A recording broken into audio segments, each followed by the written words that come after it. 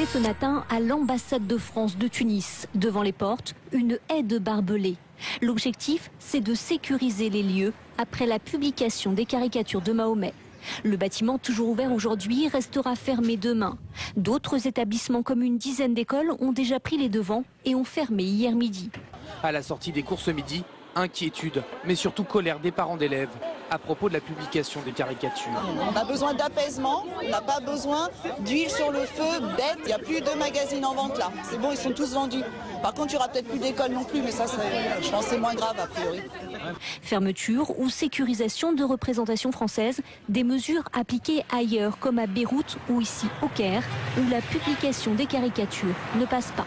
Donc ça, c'est le proviseur qui envoie à l'ensemble des parents les prochaines précautions à prendre pour les jours à venir, dont la fermeture du lycée. Karen va devoir trouver une occupation pour ses enfants, mais après tout, c'est mieux comme ça. C'est la tête de nos enfants qui est en danger sur le chemin de l'école, entre la maison et l'école.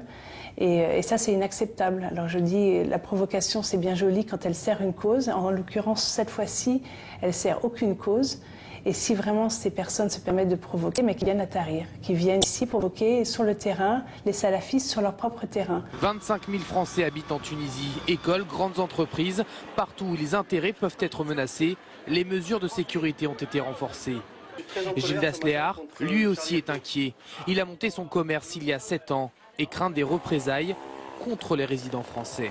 Il y aura forcément des réactions derrière. Hein, c'est obligé qu'il y ait des réactions, surtout après ce qui s'est passé la semaine dernière avec l'ambassade américaine. Avec un client ce matin, on a failli partir en France pour aller chez Charlie Hebdo. Sur un coup de tête, sur un coup, parce qu'on était vraiment énervés. Des messages de prudence ont été adressés aux ressortissants français à l'étranger, comme en Tunisie, où 30 000 SMS ont été envoyés.